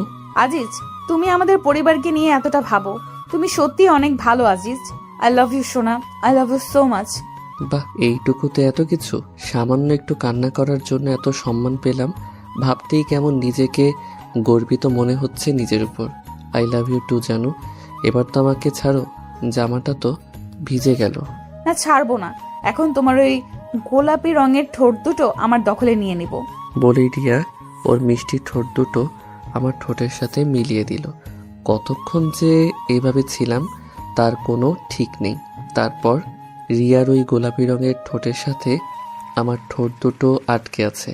শুধু যে আটকে আছে তা বললে ভুল হবে, কারণ দুজনের রেসপন্স যেন বেড়েই চলেছে। দুজনের একজনেরও ছাড়ার কোনো নামই নেই। তার সাথে রিয়ার ঠোঁটের সাথে আমার ঠোঁট বাড়ি খাওয়ার কারণে এক অন্যরকম শব্দের সৃষ্টি হচ্ছে। এই শব্দটার কারণে একজন আরেকজনের উপর যেন আরও মাতাল হয়ে পড়েছি। আমাদের অনুভূতি প্লাস আকর্ষণ যেন ক্রমশ বৃদ্ধি পাচ্ছে। রিয়ার ঠোঁটটা যেন আমাকে আরও তার কাছে টানছে। সাথে রিয়াও ছাড়বার পাত্রী নয়। রিয়াও যেন আমাকে আষ্টে পৃষ্ঠে জড়িয়ে ধরে তার রেসপন্স বাড়িয়ে তুলছে। দুজনেই ভেসে বেড়াচ্ছি এক অন্যরকম জগতে। আমাদের মাতাল করা এই মুহূর্তটার ছেদ ঘটিয়ে কে যেন দরজায় কড়া নাড়তে লাগলো। হ্যাঁ, এটার কেউ নয়, আমার আম্মু। আজিজ, আমাদের এবার যেতে হবে। তুই তাড়াতাড়ি আয়, আমি রিয়ার আমার ঘরে তোর জন্য অপেক্ষা করছি। আম্মুর ডাকে যেন দুজনের হুঁশ ফিরল। তারপর আমরা একজন আরেকজনকে এক ঝটকায় ছেড়ে দিয়ে ছিটকে দুজন ঘরের দুদিকে চলে গেলাম। রিয়া সোজা তার বিছানার উপর গিয়ে বালিশের মধ্যে মুখ লুকিয়ে ফেলল, আর আমি দরজার সামনে গিয়ে আবার কি যেন মনে হলো তাই, আম্মু তুমি একটু অপেক্ষা করো, আমি আসছি বলে আবার বিছানার কাছে রিয়ার সামনে এসে দাঁড়ালেন। তারপরে একটা হাত রিয়ার কাঁধের উপর রেখে রিয়ার কাঁধে হাত রাখতেই ও যেন কেঁপে উঠল, আর আমি ওর নাম ধরে ডাকতেই ও লাফ দিয়ে উঠে আমাকে আষ্টে পৃষ্ঠে জড়িয়ে ধরে আমার বুকের মধ্যে মুখ লুকিয়ে ফেলল। বুঝতে আর বাকি রইল না যে মেয়েটা প্রচুর পরিমাণে লজ্জা পেয়েছে। আমি রিয়ার মাথার উপর আমার হাত রেখে ওর ঘন কালো চুলগুলোর মধ্যে আমার আঙ্গুলগুলো বলাতে বলাতে বললাম, রিয়া, এই রিয়া, কি হলো? মেয়েটা যেন কিছুই বলছে না, একদম নিশ্চুপ। হয়তো আগের ওই কাজটা করার জন্য অনেকটা লজ্জা পেয়েছে। আমি আবারও বললাম, আমার বউটা বুঝি লজ্জা পেয়েছে? এবার শুধু মাথাটা ঝাঁকিয়ে বলল, অনেকটা। বাহ, আমার চোখ দুটে বউটা দেখি লজ্জাও পায়। তা আরেকবার হবে নাকি বউ? তোমার ঠোঁট দুটো কিন্তু সেই পরিমাণের মিষ্টি। যা দুষ্টু, সারাদিন শুধু দুষ্টুমি না, আমার বুঝি লজ্জা করে না? এত লজ্জা কোথা থেকে পাও শুনি? আর লজ্জা পেতে হবে না, যা হবার তা তো হয়েই গেছে। দেখি এবার আমার মুখের দিকে একবার তাকাও, আমার বউটাকে এক নজর দেখে তো যাই। এইবার রিয়া আমার মুখের দিকে মায়া ভরা দৃষ্টিতে তাকালো, সাথে তার চাহনিতে ভয়ের আভাটাও স্পষ্ট দেখতে পেলাম। রিয়া মায়া ভরা দৃষ্টিতে আমার দিকে তাকিয়ে বলল, যেতে হবে মানে? কই যাবে? বাড়িতে যেতে হবে না, আম্মু তো ডেকে গেলেন আমাকে। এক্ষুনি চলে যাবে? হ্যাঁ সোনা, আম্মু তো তাই বললেন। তাছাড়া বাড়িতে আম্মু অনেক কাজ রেখে আসছেন, সেগুলো গিয়ে করতে হবে তো। ঠিক আছে, তাহলে যাও। রাগ করলে নাকি বউ? কাল তো আবার দেখা হচ্ছেই। আমি কারোর উপর রাগ করি নাই। ঠিক আছে, তাহলে যাবার আগে কি আরেকবার হয়ে যাবে নাকি গো সোনা? যা হবে সব বিয়ের পর, এখন তুমি যাও তো। বলে আমাকে ধাক্কিয়ে ঘর থেকে বের করে দিয়ে দরজাটা লাগিয়ে দিল। আমি বেচারা নিরুপায় হয়ে রিয়ার আম্মুর রুমে চলে আসলাম। তারপর আম্মুকে ডেকে, আম্মু চলো এখন। আমার কথা শুনে দুজনেই আমার দিকে তাকালো। আমাকে দেখেই তাদের মুখটা যেন অন্য রকম হয়ে গেল। আমার দিকে তাকিয়ে রিয়ার আম্মুও আমার আম্মু একজন আরেকজনের মুখের দিকে তাকালেন। কি হলো, বাড়িতে যাবেন না নাকি? ও হ্যাঁ, চল। তারপর রিয়ার আম্মুর থেকে বিদায় নিয়ে নিলাম। রুম থেকে বের হবার আগে দেখলাম দুজনেই মিটমিট করে হাসছে। বিআইন সাহেব, বিয়ের তারিখটা মনে হয় তাড়াতাড়ি ঠিক করতে হবে। রিয়ার আম্মু আর কিছু বলল না, শুধু হাসলো দেখলাম। পুরো রাস্তায় আম্মুর মুখে কেমন যেন হাসি হাসি ভাব দেখলাম। আম্মু, বল। তোমার কি হয়েছে বলো তো? এইভাবে হাসছো কেন? কই হাসছি? আমার কিছু তো হয় নাই। আমি দেখতে পাচ্ছি তুমি এখনো হাসছো, আর বলছো হাসছো না। এমনি কিছু না। দূর, ভাল লাগে না। আমিও আর কিছু জিজ্ঞেস করলাম না। বাড়িতে এসে আমি সোজা আমার রুমের মধ্যে প্রবেশ করলাম। শরীরটা কেমন যেন ক্লান্ত ক্লান্ত লাগছে, তাই আগে ফ্রেশ হওয়ার জন্য বাথরুমের মধ্যে গেলাম। বাথরুমের মধ্যে প্রবেশ করে আয়নাতে চোখ পড়তেই আমার চোখ যেন কপালে উঠে গেল। বিশ্বাস করেন ভাই, আয়নাতে যা দেখলাম তা দেখার জন্য আমি মোটেও প্রস্তুত ছিলাম না। কারণ আমার ঠোঁট দুটো একদম লাল হয়ে আছে। তার মানে হলো রিয়ার ঠোঁটে লিপস্টিক আমার ঠোঁটে গেলে আছে। এই জন্যে আম্মু ওইভাবে হাসছিল। এইবার নিজের উপর নিজেরই কেমন যেন লাগছে। লজ্জায় নাকি ভয়ে বুকটা ধুকপুক শুরু হয়ে গেল। কি লজ্জা, কি লজ্জা!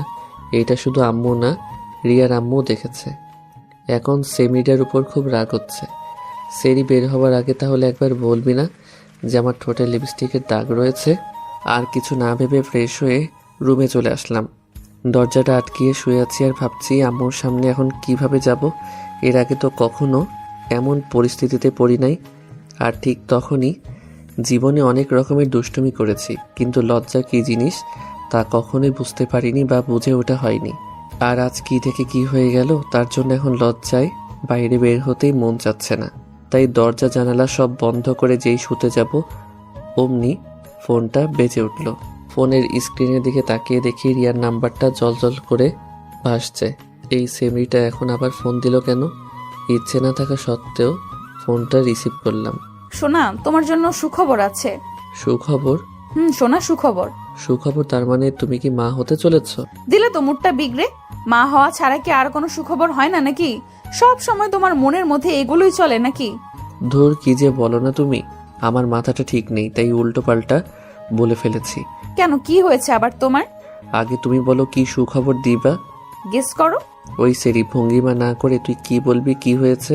কি বললা তুমি? আমি তোমার সাথে ভঙ্গিমা করছি? রিয়া শোনা কাঁদে না। আচ্ছা বাবা, আমি সরি। এবার তো বলো কি বলবে। লজ্জা জড়িত কণ্ঠে। ইস, আমার লজ্জা করে, আমি বলতে পারবো না। তুই মাফ কর মা, কি হয়েছে বললে বল, না বললে নাই। আমি ফোনটা রাখলাম। মনে মনে শালার এমনিতে আসি এক চিন্তায়, আর এইদিকে এর ন্যাকামি ভালো লাগে বলুন? এই ফোনটা রাখবে না প্লিজ, আমি বলছি কি হয়েছে। হ্যাঁ বলো, কি খবর দিবা? লজ্জা জড়িত কণ্ঠে। সত্যি বলতে হবে? সে তো মহা মুশকিলে পড়লাম। তুই কি বলবি, কি হয়েছে বল। বলবো? এইবার সত্যি সত্যি কেঁদে দিলাম। ও মোর খোদাই, কোন পাগলের তালে ফেললে আমারে। রিয়া শোনা, তোর কিছু বলতে হবে না রে। গাধি, তুই এইবার আমাকে মাফ কর। আফু, বলছি তুমি মা হবে আর আমি বাবা হব। একদমই কথাটা বলল রিয়া। আমি মা হব আর রিয়া বাবা হবে? এ কেমন কথা? এইবার দুঃখে আমার হাসি পাচ্ছে। কথাটা শুনে কিছুক্ষণের জন্য স্তব্ধ হয়ে গেলাম। আমি মা হব কিভাবে? আর যদি মা হইও তাহলে নর্মালে তো জীবনেও কিছু হওয়ার সম্ভাবনা নাই, সিজার ছাড়া। আর সিজার করতে গেলে তো ভাবতেই গা শিংড়ে উঠছে। রিয়া গো, ও রিয়া শোনা, তুমি এগুলো কি বলছো? আমি মা হব মানে? ও সরি, খুব এক্সাইটেড মুডে ছিলাম তো, তাই উল্টো করে বলে ফেলেছি। আসলে আমি বলতে চাইছি আমি মা হব আর তুমি বাবা। উফ, এইবার যেন প্রাণটা এলো। এখন নিজেকে পুরুষ মানুষ লাগছে, কিন্তু তারপরও খটকা একটা রয়েই গেল। আমাদের তো এখনো বিয়েই হয় নাই, আর তার সাথে আমাদের এখনো ফিজিক্যালি কোনো কিছু হয় নাই। তাহলে আমি বাবা কেমনে হব? তুমি এগুলো কি বলছো রিয়া? আমি বাবা কেমনে হব? আমাদের তো এখনো বিয়েই হলো না। এখন না হলে কি হবে? 2 বছর পরে তো হবে নাকি? তুমি এগুলো কি বলছো? আমি কিন্তু কিছুই বুঝতে পারতেছি না। তুমি কি বলতে চাও সহজ করে বলবে প্লিজ? আসলে কিছুক্ষণ আগে আমার শাশুড়ি মা আমার মাকে ফোন করেছিল। তাতে কি হয়েছে? আম্মু বলল সামনের সপ্তাহের 33 তারিখে নাকি আমাদের বিয়ে, তারপর বাসরাত, আর তারপরে তুমি বাবা আর আমি মা। ও এই কথা? তাই এই কথাটা সরাসরি বললেই তো পারতে। এত ঘুরাইতে হবে কেন? তোমরা মেয়েরা এমন কেন বলো তো? সোজাসুজি একটা কথাও কি তোমরা বলতে পারো না? সব কথাই ঘুরিয়ে পেঁচিয়ে বলতে হবে তোমাদের? না, পারি না। এতে তোমার কোনো সমস্যা? না, সমস্যা থাকবে কেন? এই দাঁড়াও, তুমি কি যেন বললে আমাদের বিয়ে 33 তারিখে? কেমনে এটা সম্ভব? 33 হতে যাবে কেন? আমি তো বললাম 23 তারিখে। তুমি কি শুনেছো? তুমিই তো বললা তোমার মাথাটা নাকি ঠিক নাই। হবে হয়তো। এইবার বলো তো তোমার কি হয়েছে? শুনবে? হুম। তাহলে শোনো। সারাদিনের ঘটে যাওয়া কথাগুলো রিয়াকে বললাম। আমার কথা শুনে মেয়েটার তো যাই অবস্থা। কি বলছো তুমি? সব দোষ তোমার ওই ঠোঁট দুটোর, যত সব। চুপ করো, উনি মনে হয় ধোয়া তুলসী পাতা। আর এই জন্য তো বলি এত তাড়াতাড়ি আমাদের বিয়ের তারিখ ঠিক করলো কেন? এখন আমি কি করব? এক বিষয় কিন্তু ভালোই হলো, তাই না গো? রাখ তোর ভালো। আমার ইজ্জতের ফালুদা বানিয়ে এখন বলছিস ভালো হইলো? কিছু বলতে যাব অমনি আম্মুর ডাক পড়ল। আজিজ, এই আজিজ, টেবিলে খাবার দিয়েছি, খেয়ে যা। আসছি আম্মু। রিয়া আম্মু ডাকছে, তোমার সাথে পরে কথা বলি। ঠিক আছে, সাবধানে। আর আম্মু ওই বিষয়ে কিছু জিজ্ঞেস করলে তুমি বলবে ওইটা আইসক্রিমের রং ছিল, তুমি আমার রুমে আইসক্রিম খাচ্ছিলে। ধুর, কি বলে এগুলো? আম্মু ওই বিষয়ে তাই কিছু জিজ্ঞেস করে। বাট তোমার ঠোঁটটা কিন্তু আইসক্রিমের থেকে কম না, যেমন নরম তেমন কোমল আর বেশ ঠান্ডা, তার সাথে রং তো আছেই। ধুর শালা, ফোন রাখ, সব সময় দুষ্টুমি না। বলেই রিয়া ফোনটা কেটে দিল। কেমন মেয়ে রে বাবা, ওর কথা বাদ দেই, যাই আগে খেয়ে আসি। পেটটা কেমন ক্ষুধায় চোচো করছে। লজ্জা শরমের মাথা খেয়ে খেতে চলে আসলাম। পুরুষ মানুষের কি এত লজ্জা পেলে চলে? খাবার টেবিলে বসতেই আম্মু যা বলল তা শুনে আমি কালকেই তোদের বিয়ে। রিয়ার আম্মুর সাথে কথা বললাম, ওনার কোনো আপত্তি নেই। কাল সারাদিন বাসাতেই থাকবে, কোনো জায়গায় যেন যাস নে আবার। আম্মুর কথা শুনে কিছুক্ষণ আম্মুর মুখের দিকে তাকিয়ে রইলাম। তারপর বললাম, কালকে বিয়ে মানে কি? কি বলো আম্মু, কালকে বিয়ে কিভাবে সম্ভব? কেন সম্ভব না? এখনো বিয়ের কোনো গোছগাছ কিছু হলো না, তাহলে কাল কিভাবে বিয়ে হয়? তাছাড়া আমার বন্ধু বান্ধবদেরও তো বলতে হবে, আর আত্মীয় স্বজনরা তো আছেই, ওদের বলতে হবে না? একদমে কথাগুলো বললাম। বিয়েটা কাল সন্ধ্যার দিকে হবে। তোমার বন্ধু বান্ধবদের যদি বলতে হয় বলো, সমস্যা কোথায়? আর গোছগাছ নিয়ে তোমার কোনো চিন্তা করতে হবে না। ফয়সাল আর রাফিকে বলে রেখেছি, ওরা কাল সকালেই চলে আসবে। আর আসার সময় বিয়ের সব কিছু কিনে নিয়ে আসবে। বিকালের দিকে জিম আর জুথি, ওরা দুজনেও আসবে তোমার ঘর গোছানোর জন্য। আর আগে বিয়েটা হয়ে যাক, তারপর একদিন বড় করে অনুষ্ঠান করে সব আত্মীয় স্বজনদের দাওয়াত করে আনলেই হবে। এ নিয়ে তোমার কোনো চিন্তা করতে হবে না। ফয়সাল আমার মামাতো ভাই আর রাফি আমার চাচাতো ভাই, সাথে আমার 2 মামাতো বোন আসবে কাল। কিন্তু আম্মু, আমি আর কোনো কথা শুনতে চাচ্ছি না। আমি চাই না তুমি বিয়ের আগে কোনো অঘটন ঘটিয়ে বসো। আমার কথা নিশ্চয়ই তুমি বুঝতে পেরেছো। আম্মু, আর কোনো কথা নেই, খাওয়া হয়ে গেছে, এখন যাও গিয়ে ঘুমিয়ে পড়ো। আমি আর কথা বাড়ালাম না, কারণ আম্মু আমার সাথে এভাবে আগে কখনো কথা বলে নাই, যতই দুষ্টুমি করি না কেন। কিন্তু আজকে যা হয়ে গেল, এটা কোনো দুষ্টুমি না। খাওয়া শেষ করে রুমে এসে শুয়ে পড়লাম। বিয়েই তো করব, আর কিছু তো না, অত চিন্তা করে লাভ নাই। আমার মাথা ভীষণ ব্যথা করছে, ভালোভাবে একটু টিপে দাও তো। মাত্রই তো রান্না করে আসলাম, এখন আবার তোমার মাথা টিপে দিতে হবে? এক প্রকার ধমক দিয়ে। ওই কুত্তা, তোরে কি বললাম, কানে যাচ্ছে না? বললাম না আমার মাথা ব্যথা করছে, মাথা টিপে দে তাড়াতাড়ি। আরে সোনা, রাগ করো কেন? আমি তো মজা করলাম তোমার সাথে। এই তো এক্ষুনি তোমার মাথা টিপে দিচ্ছি। দাও। তারপর রিয়ার মাথা টিপে দিলাম। সবে মাত্র রান্না করে এসে একটু বসতে যাব, আর অমনি নাকি মাথাটা ধরে গেল। বিয়ে করে বিয়ের পর থেকে একটা দিনও শান্তি পেলাম না। হয়েছে, দেখো তো বাবু, আমাদের একমাত্র ছেলে মনে হয় টয়লেট করেছে, যাও এগুলো পরিষ্কার করে আসো। বউ, যাইতেছি, তবে 20টা টাকা দিবা দরকার ছিল। 20 টাকা? এত টাকা দিয়ে কি করবা? হ্যাঁ, আসলে একটু স্টলে যেতাম চা খাবার জন্য, অনেক দিন হলো তো। আমার কাছে কোনো টাকা নাই, যদি দিতে খুবই উপকার হতো আর কি। ঠিক আছে ঠিক আছে, আগে যাও বাবু, টয়লেট পরিষ্কার করে আসো, তারপর দিব। হাসি মুখে, ঠিক আছে বউ, এক্ষুনি যাচ্ছি, নইলে আবার টাকাটাও দিবে না। তারপর বাবুর টয়লেট পরিষ্কার করে আসলাম, বউ হয়ে গেছে। এই তো গুড বয়। এখন টাকাটা দাও। কিসের টাকা? তুমি না বললে বাবুর টয়লেট পরিষ্কার করলে আমাকে 20 টাকা দিবা? তাহলে? ছি আজিজ, কি বলছো তুমি? নিজের সন্তানের টয়লেট পরিষ্কার করার জন্য টাকা নিবা? ছি আজিজ, ছি। আমি থাক, আর আমি করতে হবে না। এই নাও তোমার 20 টাকা। ধন্যবাদ বউ। আজ কতদিন পরে যে হাতে টাকা পেলাম তা ঠিক মনে নেই। টাকা পেয়ে খুশিতে বাকবাকুম হয়ে চা খাওয়া আর আড্ডা দেওয়ার জন্য বাড়ি থেকে বেরিয়ে আসলাম। উদ্দেশ্য রফিক মামার চায়ের স্টল। বাহিরে বের হতেই দেখি একটা ছেলে তার আম্মুকে বলছে, আম্মু, আমি দুধ খাবো না আম্মু, দুধ খেলে আমার বমি বমি পাই। কি দুধ খাবি না, ডিম খাবি না, খাবিটা কি? হ্যাঁ, তুই কি ওই আজিজের মতো রোগা চেঙ্কু হতে চাস নাকি?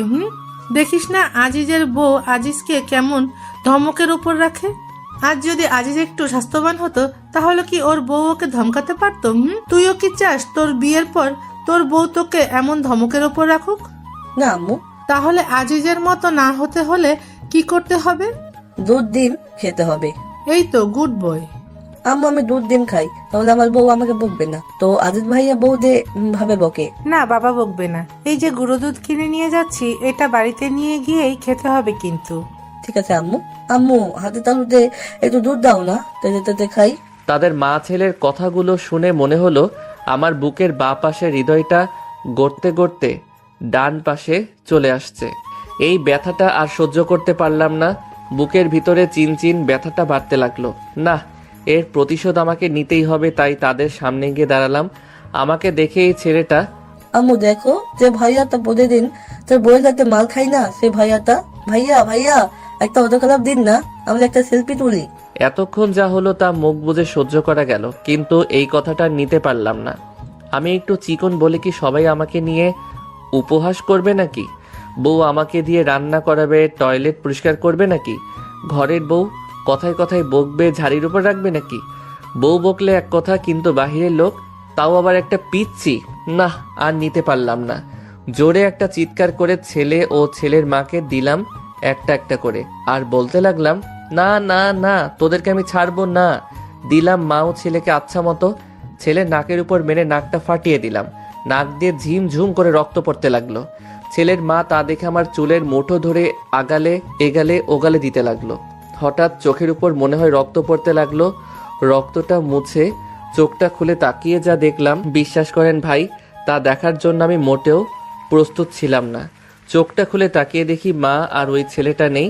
আমার সামনে দাঁড়িয়ে আছে রাফি আর ফয়সাল, আমার চাচাতো ভাই ও মামাতো ভাই।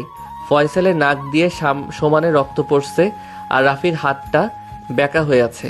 আমি এগুলো দেখে তাদের দিকে করুণ দৃষ্টিতে তাকিয়ে বললাম, রাফি ভাই তোরা, আর আমি এখানে কেন? আর তোদের এমন অবস্থা কেন? সালা হারামজাদা, এতক্ষণ থাবড়েয়া সালা, এখন বলছিস আমাদের এমন অবস্থা কেন? ফয়সাল, সম্মান দিয়ে কথা বলো। আমি তোমার থেকে 9 বছর বড়, সে কথা কি মনে আছে? তোর সম্মানের মায়েরে বাপ, আমাদের কি অবস্থা করেছিস সেটা একবার চোখ খুলে ভালোভাবে তাকিয়ে দেখ। দেখ ভাই, আমি তো আর এগুলো ইচ্ছে করে করিনি, তাই না? রাগ তোর ইচ্ছে, শালার ইচ্ছা। তোর জীবনে বিয়ে হবে না, আর বিয়ে হলেও জীবনে সুখ কি জিনিস চোখে দেখবি না। তোর বউ তোকে দিয়ে কাপড় কাচাবে, বাসন মাজাবে, ঘর ঝাড়ু দেওয়াবে, টয়লেট পরিষ্কার করাবে, বাচ্চা কাচ্চা হলে তাদের তেনা কাঁথা ধোয়াবে। তোর বউ তোকে দিয়ে পা টেপাবে, পা টেপায় একটু এদিক সেদিক হলে উষ্টা মেরে ফেলে দেবে। না না না, আর বলিস না ভাই, তোদের কথা তোরা ফিরিয়ে নে ভাই। আমি এত কিছু যে সহ্য করতে পারবো না, প্লিজ ভাই, তোরা আমার ধর্মের ভাই। না না, তোরা আমার মামাতো চাচাতো ভাই, ফিরিয়ে নে ভাই, প্লিজ প্লিজ। আচ্ছা যা, ফিরিয়ে নিলাম। এখন গুনে গুনে 15,000 টাকা দে। কি, তোদের বদদোয়ার দাম 15,000 টাকা? ভাই, তোরা একটা বদদোয়ার দোকান খুললেই তো পারিস, এতদিনে কোটিপতি হয়ে যেতি। বড় টাকা হতে যাবে কেন? তোর বিয়ের যে জিনিসগুলো কিনে আনলাম সেটা টাকা দে। তুই যে কিপটে, তুই দিবি বড় টাকা? হাসলাম। ও এই কথা, যা টাকা দিবনে, বাকি রইল বিয়ের 15 দিন পরে নিস। হালখাতা করবো না, টাকার সাথে বিরিয়ানি ফ্রি। কি ভাইয়া, সত্যি সত্যি কি আমাদের বিরিয়ানিও খাওয়াবা? ভাইয়া, সত্যি সত্যি খাওয়াবো। মনে মনে শালা খানেওয়ানার দল, এতক্ষণ যা তা বলে গালি দিতেছিল ও, আর খাওয়ার কথা শুনে তুই থেকে তুমি হয়ে গেলাম। আর আমি তো জানি আম্মু তোদেরকে এসব কেনার জন্য টাকা দিয়েছে। আমার সাথে চালাকি করো না বাচ্চা ধনেরা, তোমাদের জালে তোমাদেরকেই ফাঁসালাম। ধন্যবাদ ভাইয়া, এইগুলো নাও, আর তাড়াতাড়ি ফ্রেশ হয়ে রেডি হয়ে নাও। বড় আম্মুর অর্ডার, সে কখন আমাদেরকে পাঠিয়েছে আর তোমার পাত্তাই নেই। ফুপুমণি, যখন তখন আসতে পারে, তাড়াতাড়ি রেডি হও, আমাদের আবার বেরোতে হবে। তোরা যা, তোরাও রেডি হ, আমি আসছি। তারপর ওরা চলে গেল, আর আমি ফ্লোরের উপর বসে গভীর ধ্যানে আচ্ছন্ন হলাম। তাহলে আমার সাথে যা যা ঘটলো সবই স্বপ্ন ছিল। উফ, খুব বাঁচা বেঁচে গেছি। কিন্তু বিয়ের পরে কি ওইসব সত্যি সত্যি হবে নাকি আমার সাথে? না, ভাবতেই গা কেমন কাটা দিয়ে উঠছে। সব কিছু কেমন মাথার উপর দিয়ে যাচ্ছে, আর কিছুই যেন ভাবতে পারছি না। ভাবনার ছেদকে ভেদ করে আম্মুর ডাক শুনতে পেলাম। কিরে আজিজ, তোর কি হলো? রিয়ার আম্মু ফোন দিয়েছিল, আমাদের তাড়াতাড়ি যেতে বলেছে। এই তো আম্মু, প্রায় শেষের দিকে, তোমরা 5 মিনিট দাঁড়াও, আমি 20 মিনিটে আসছি। তাড়াতাড়ি আয়। এই তো আম্মু, হয়ে গেছে। রেডি হয়ে রুম থেকে বেরিয়ে দেখি 2টা পেতনি আমার সামনে দাঁড়িয়ে আছে। আমার 2টা মামাতো বোন, জিম আর জ্যোতি। কিরে পেতনি, তোরা কখন আসলি? ওই কুত্তা, তুই আবার আমাদের পেতনি বলছিস? তোরা যে হারে মেকআপ করিস, তোদের পেতনি বলবো না তো মিস ডাইনা বলবো নাকি? ফুপি, দেখেছো তোমার ছেলে আবার আমাদের পিছে লেগেছে। আজ তোর বিয়ে, আজকের দিনেও কি মেয়েদেরকে শান্তি দিবি না নাকি? আজ অন্তত চুপ থাক। এখন সবাই চলে যাওয়া যাক। চলো সবাই। তারপর সবাই বের হয়ে গেলাম, উদ্দেশ্য রিয়াদের বাড়িতে। আর কি জন্য তাদের বাড়িতে যাওয়া তা নিশ্চয়ই সবার অজানা না। রিয়াদের বাড়িতে ঢুকতে একদল মেয়ে এসে আমাদের পথ আগলে দাঁড়ালো, আর তারপর যা হলো তা হলো, আর সব বিয়ে বাড়িতে যা হয় তাই হলো। তার বললাম না, ওগুলো পুরনো হয়ে গেছে। ছোটখাটো আয়োজন ছাড়াই আমাদের বিয়েটা হয়ে গেল। তারপর অনেক নিয়মকানুন মেনে রিয়াকে নিয়ে চলে আসলাম আমাদের বাড়িতে। রাত 9:30। ছাদে একা একা বসে আছি আর ভাবছি আগামী দিনগুলো কেমন হতে চলেছে। সব কি কাল রাতের স্বপ্নের মতো হবে, নাকি মেয়েটা আমাকে অনেক ভালোবাসবে? না, কাল রাতের কথা মনে পড়লেই আবেগে চোখ দিয়ে আদা ছটাক নোনা পানি বেরিয়ে পড়ল। মাথার উপর যেন স্পষ্ট আকাশ দেখতে পাচ্ছি। ওহ, আকাশ তো সবসময় মাথার উপরেই থাকে। কিছুক্ষণ পরে কারো ডাকে হুঁশ ফিরল। কিরে ভাইয়া, একা একা এখানে কি করবি? শুন, তোর জন্য বিড়ালটা সেই কখন থেকে বসে আছে। ফাইজলামো করিস আমার সাথে? বিড়াল আমার জন্য বসে থাকবে কেন? আরে গাধারাম, এ বিড়াল সে বিড়াল না, এই বিড়াল হলো। থাক, আপনাকে আর পাটনামো করতে হবে না, আমি বুঝে গেছি আপনি কি বলতে চাচ্ছেন। তাহলে যাও, বিড়ালটা মারো আর রাজ্যটা জয় করো। ভাইরে, আমারও তো মন চাচ্ছে যে বিড়ালটা মারি, কিন্তু বিড়াল মারার পরে যে আমি শেষ হয়ে যাবো রে ভাই। ভাইয়া, তুমি দুর্বল নাকি? জোর নাই ওইখানে। বললাম কি আর ও বুঝলো কি? এমনি কি বলে আজকালকার পোলাপান হওয়ার পরে থেকে এক একটা পিস হয়। আমি ভাবছি পা টেপা বাসন মাজা, টয়লেট পরিষ্কার করার কথা, আর ও খাড়াই কতদূর চলে গেছে। আগে যখন আমরাও ওগুলোর বিজ্ঞাপন দেখতাম তখন ভাবতাম বেলুনের বিজ্ঞাপন, আর এখনকার পোলাপান প্যান্থারের নাম শুনলে চিতাবাঘ মনে করে না, অন্য কিছু মনে করে। হাই রে যুগ, এদের সকলকে এক একটা নোবেল দেওয়া উচিত। আমি ওর দিকে রাগীভাবে তাকাতেই ও দৌড়ে চলে গেল। বাসর ঘরে বসে আছে রিয়া। আমি ধীরে ধীরে এগোতে লাগলাম বাসর ঘরের দিকে। বিড়ালটা মারলে আমার খেলা শেষ, সব রাজত্ব চলে যাবে রিয়ার কাছে। যেই আমি কোনো কিছুতেই ভয় পেতাম না, সেই আমি যেন ভয়ে ভয়ে 1 পা 2 পা করে এগুচ্ছি বাসর ঘরের দিকে। বারবার শুধু রাতের স্বপ্নটার কথা মনে হচ্ছে। স্বপ্নটা কি সত্যি হতে চলেছে? না না, ভয় পেলে চলবে না। পুরুষ মানুষের আবার কিসের ভয়? হাঁটতে হাঁটতে আমার দরজার কাছে চলে আসলাম। যেই দরজাটা ধাক্কা দিতে যাব, অমনি বুকটা ধুক ধুক করে উঠল। ধুর, পুরুষ মানুষ এত ভয় পেলে চলে নাকি? বুকে 3 কেজি সাহস জুগিয়ে এক ধাক্কায় দরজাটা খুলে ফেললাম। ভিতরে ঢুকে তো আমি অবাক। রিয়া মাথায় 1 হাত ঘোমটা টেনে নিচের দিকে তাকিয়ে বসে আছে। আমি যে রুমের মধ্যে প্রবেশ করেছি সেটা রিয়া ঠিক বুঝতে পেরেছে। ভয়ে ভয়ে খাটের কাছে গিয়ে দাঁড়ালাম। রিয়ার সামনে গিয়ে যে দাঁড়াতেই মেয়েটি আমাকে অবাক করে দিয়ে বসা থেকে উঠে এসে আমার পা দুটো ছুঁয়ে সালাম করে জিজ্ঞেস করলো, আসসালামু আলাইকুম, কেমন আছেন আপনি? ওয়ালাইকুম আসসালাম, আলহামদুলিল্লাহ ভালো, তুমি কেমন আছো? জি আলহামদুলিল্লাহ, আমিও ভালো আছি। আপনার কি অজু আছে? জি আছে, তোমার? জি আমারও আছে। তাহলে চলুন 2 রাকাত নামাজ আদায় করে নেই দুজনে। তারপর দুজন একসাথে নামাজ আদায় করে নিলাম। নামাজ শেষ করে রিয়া গিয়ে আবারও ঘুমটা টেনে খাটের উপর গিয়ে বসলো। আর এদিকে আমি ভাবছি এখন কি হতে চলেছে। রিয়াও কেমন যেন আমাকে আপনি আপনি বলে ডাকছে। যে মেয়েটা আমাকে তুই করে ডাকতো সে এখন আপনি বলে ডাকছে। বিষয়টা কেমন যেন সুবিধাজনক মনে হলো না। এত শত না ভেবে আমিও খাটের উপর গিয়ে রিয়ার সামনে বসে পড়লাম। তারপর ধীরে ধীরে ওর মুখের উপর থেকে ঘোমটাটা সরালাম। এই প্রথম বাসর ঘরের মধ্যে রিয়াকে দেখলাম, একদম পরি, যেন আমার সামনে বসে আছে। ওর দিকে এভাবে তাকিয়ে থাকা দেখে ও বলল, কি দেখেন অমন করে? পরি? কি? না কিছু না। আচ্ছা, তুমি আমাকে আপনি আপনি বলে ডাকছো কেন? আপনি তো আমার স্বামী। ভাবি বলেছেন স্বামীকে নাকি আপনি বলে ডাকতে হয়। তা তোমার ভাবি কি তোমার ভাইয়াকে আপনি বলে ডাকেন? কই না তো, ভাবি তো ভাইয়াকে তুমি বলেই ডাকে। তাহলে তুমি কেন আপনি বলে ডাকছো? তাই তো। আমরা এই বিষয়ে আর কথা না বলি, চলো বিড়াল মারার কাজটা সেরে ফেলি। চলো। আমি রিয়াকে আর কিছু বলতে না দিয়ে ওর চুলে নাক ঘষতে শুরু করলাম। নাক ডুবিয়ে ওর চুলের সুবাস নিলাম। খানিকক্ষণ ও বারবার কেঁপে উঠছিল। ওর পিঠের দিকে ঘাড়ের মাঝ বরাবর চুমু খেলাম। ওর হাতের ভাঁজে নিজের হাতটি রেখে ওর লজ্জাত্মক শিহরণ আমাকে মাতাল করে তুলছিল। ওর সারা শরীরে পাগলের মতো করে ভালোবাসার পরশ এঁকে দিতে লাগলাম। পরে ওকে কোলে তুলে নিলাম। পাগলিটা লজ্জায় একেবারে লাল হয়ে গেছে। ওকে বিছানার উপর আস্তে করে শুইয়ে দিলাম। ওর চোখের দিকে তাকালাম, যেখানে লেখা ছিল, তুমি আমাকে সুখের শেষ ঠিকানাটা দেখিয়ে দিলে। আমিও আস্তে করে ওর কানের কাছে মুখ নিয়ে বললাম, আমি তোমায় নিয়ে একটা সুখের সাগর পাড়ি দিতে যাচ্ছি, যাবে আমার সাথে? ও শুধু আমার দিকে তাকিয়ে একটু মুচকি হাসলো, পরে ওর হাতের ভাঁজের মাঝে আমার হাতটা আটকে রেখে বিছানায় চেপে ধরলাম।